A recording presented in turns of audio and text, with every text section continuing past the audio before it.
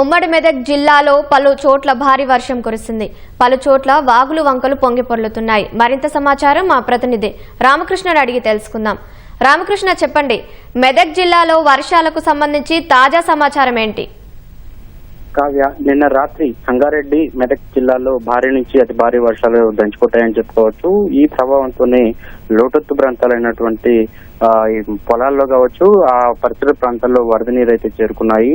మొత్తం నేటైతే మాత్రం ఈ పంటలు ఇటు వరి కావచ్చు, ఇటు పత్తి సంబంధించినటువంటి పంట అయితే కొంత నీట మునిగిందని చెప్పుకోవచ్చు. ఒకసారిగా మనం చూసుకున్నట్లయితే సంగారెడ్డి జిల్లా పొలకల్లో జిల్లా మొత్తం మీద అత్యధికంగా వర్షపాతం నమోదైందని చెప్పుకోవచ్చు. 14.7 సెంటీమీటర్లు వర్షపాతం అయితే నమోదైందని చెప్పుకోవచ్చు. నల్లవల్లిలో 9.7, చౌక్పూర్ లో 9, అమీన్పూర్ లో 8.1, జరాసంగంలో 7.4 సెంటీమీటర్ల భారీ వర్షం కురిసిందని చెప్పుకోవచ్చు. అలాగే మెదక్ జిల్లా చూసుకున్నట్లయితే శివంపేటలో 12.8 సెంటీమీటర్ల వర్షం కురిసింది. అలాగే మెదక్ జిల్లాలోని నర్సాపూర్ నియోజకవర్గం చూసుకున్నట్లయితే 10.8, కాగజ్ మద్దూరులో 9.3, చిన్నశంకరంపేటలో 8.6, టెక్మల్లో 7.2 సెంటీమీటర్ల భారీ వర్షపాతం నమోదైంది.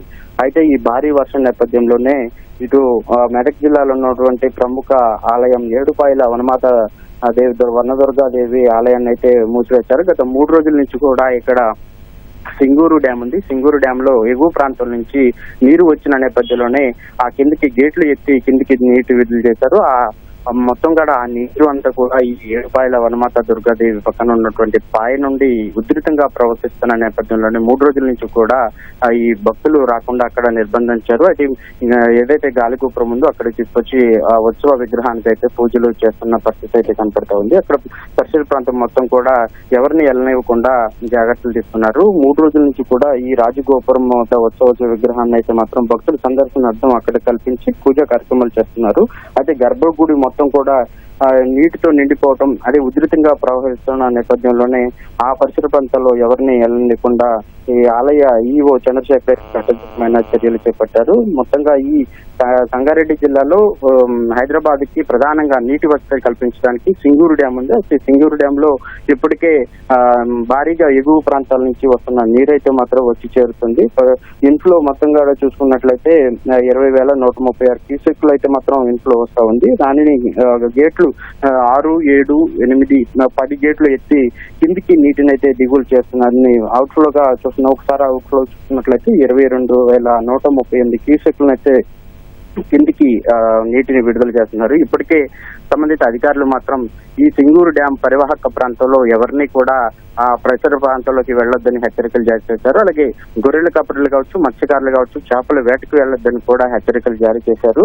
అయితే మొత్తం ప్రస్తుతం అయితే సింగూరు డ్యామ్ లో 21.849 టీఎంసీలు అయితే నీటి నిల్వ ఉంది. పూర్తి సామర్థ్యం అయితే 29.917 టీఎంసీలు అయితే మాత్రం ఇక్కడ ఈ సింగూరు డ్యామ్ లో అయితే నిల్వ చేసే అవకాశం కనపడతా ఉంది. రాత్రి కురిసిన వర్షానికి అయితే మాత్రం మెదక్ జిల్లా టేక్మాల్ మండలంలో ఉన్నటువంటి గుండువాగు ఉధృతంగా ప్రవహిస్తుంది. టేక్మాల్ జోగుపేట ప్రధాన రహదారి అయితే ఏదైతే ఉందో దాని మీదుగా వర్షపు నీరు ప్రవహిస్తున్న నేపథ్యంలోనే రాకపోకలు కొంత నిలిచిపోయాయి. దాదాపు ఈ పరిసర ప్రాంతంలోనే 10 ఎకరాల పత్తి కావచ్చు, వరి కావచ్చు నీట మునిగిందని చెప్పుకోవచ్చు. అంటే జోగిపేట టేక్మాల్ ప్రధాన రహదారికి ఈ గుండువాగు ఏదైతే ఉందో ఉధృతంగా ప్రవహిస్తున్న నేపథ్యంలోనే ఈ రాకపోకలు అయితే నిలిచిపోయాయి. హవేలీ గన్పూర్ మండలంలో దూప్ సింగ్ తాండాకు వెళ్లే వాగు కూడా ఉధృతంగా ప్రవహించడంతో ఇక్కడ సంబంధించినటువంటి అధికారులు ముందుగానే ఆ పరిసర ప్రాంతాల్లో ఎవరు వెళ్లకుండా ప్రమాదానికి గురవ్వకుండా చర్యలు అయితే చేపట్టారు. అయితే సంగారెడ్డి జిల్లా కలెక్టర్ కావచ్చు, అలాగే ఎస్పీ కావచ్చు గత 3 రోజుల నుంచి కూడా ఈ వాగులు ఏవైతే ఉన్నాయో అక్కడ పరిశీలించి తగినటువంటి బారికేట్లు కావచ్చు, అలాగే పోలీస్ సిబ్బందిని కూడా పెట్టి ఎవరు అటు పోకుండా ప్రమాదానికి గురి కాకుండా చర్యలు అయితే చేపట్టారు.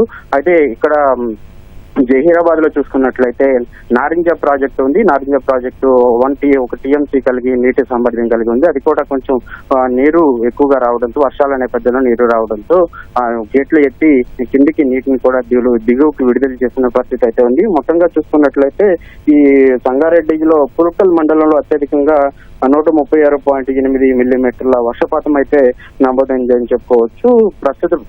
ప్రస్తుతం అయితే మాత్రం సంగారెడ్డి జిల్లాలో చెదురుమదురు జల్లులు మాత్రమే పడుతూ ఉన్నాయి. రాత్రి మాత్రం భారీ వర్షం కురిసిందని చెప్పుకోవచ్చు. ఈ నేపథ్యంలోనే కొంత పంట పొలాలు నీట మునిగాయి. అదేవిధంగా చిన్న లోతట్టు ప్రాంతాల్లో ఉన్న కాలనీల్లోకి అయితే కొంత నీళ్లు చేరాయని కూడా చెప్పుకోవచ్చు.